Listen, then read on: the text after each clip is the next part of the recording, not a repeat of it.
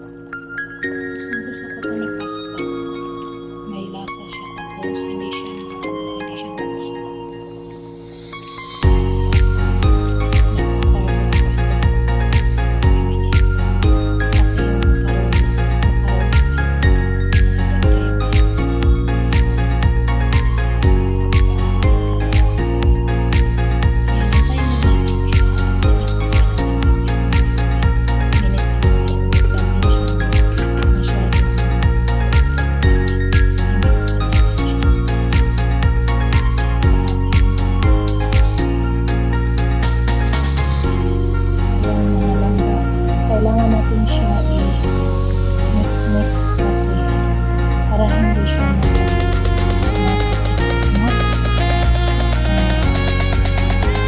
hiwalay-hiwalay sila. Kailangan natin siya parang relasyon lang mga langga. Pag hindi na magkakaintindihan, kailangan talagang maghiwalay. Move on and moving on. Sana all.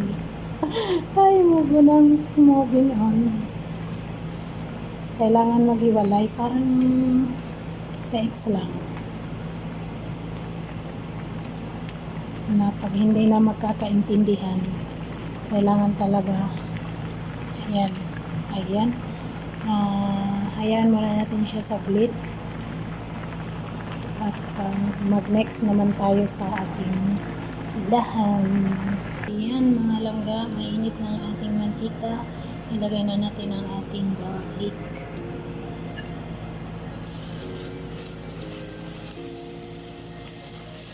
Susunod natin ang ating onion. Mabilis lang siya. Muntik na talagang masunog ang ating garlic. Kasi sobrang init. Wala siyang control. Ewan ko kailan pa kaya nila ito palitan. Ito ito yung problema kasi pag hindi mo binantayan ang susunod lang yung luluto. So isunod na natin ang ating tomato. Ayan, hinalo ko na yung tomato. Hayaan muna natin siya.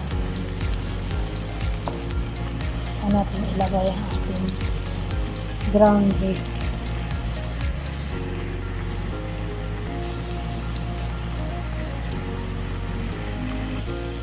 So ayan, okay na siya. Ilagay na natin ang ating ground beef. Ayan na.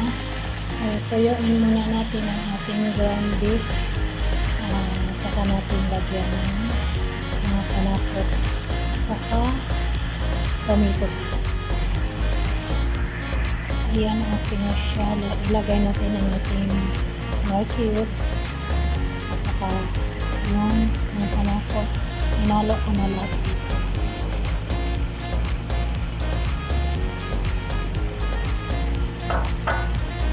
And then, ito yung bay leaves. At saka dry na lime. So, i-mix lang natin. Hayaan lang muna natin, huwag natin siyang tatakpan para lalabas yung amoy ng beef.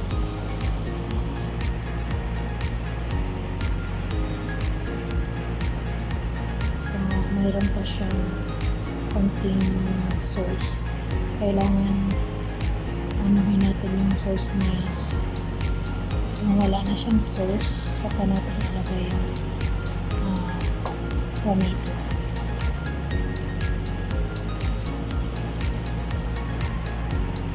Ayan, okay na siya. Lagay ko na yung tomato. Nandyan din sa inyo kung ayaw nyo na sobrang daming tomato, basta itansya lang. Kasi yung alaga ka, gusto talaga nga yung may tomato paste, yung red na red. Kaya isang ganito yung nilagay.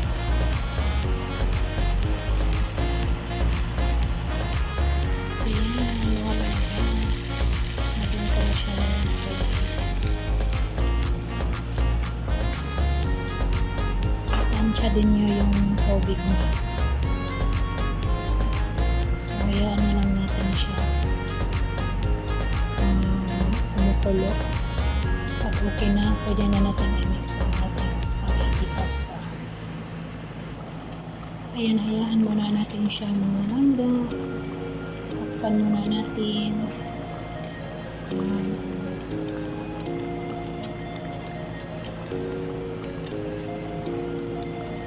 Ganito yung spaghetti nila, hindi kagaya sa atin. Pero mas masarap yung spaghetti natin. Hayaan muna natin siya sa ulit.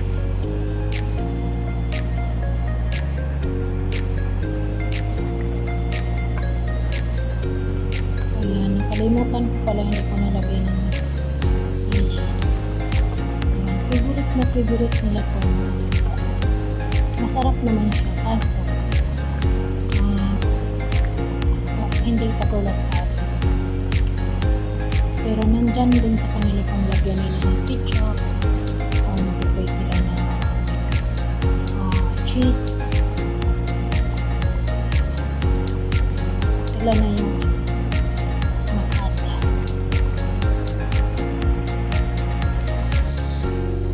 So, ilagyan ko lang siya ng ketchup. Bahala na sila na yung para mabalance yung maasim kasi siya ng dahil sa tomato paste. Kaya lagyan ko siya. Naglagay din naman sila.